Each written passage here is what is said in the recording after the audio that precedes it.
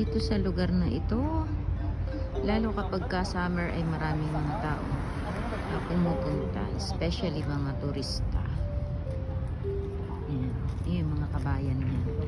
So,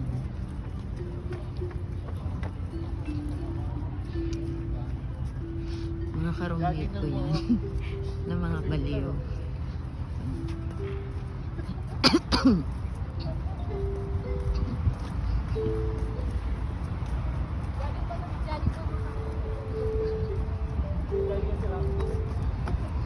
Minsan lang namin ginagawa ito, magpapanding.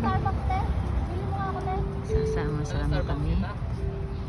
Kasi lagi kami busy. Pare-pareho kami busy sa isa't isa. Karamihan, minsan na Saturday, Sunday may trabaho.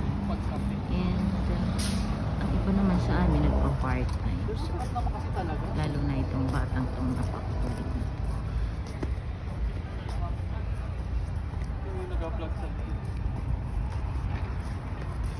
Oh, asan si ano? Salbahe talaga tong bata na ito. Sarap sampigahin eh.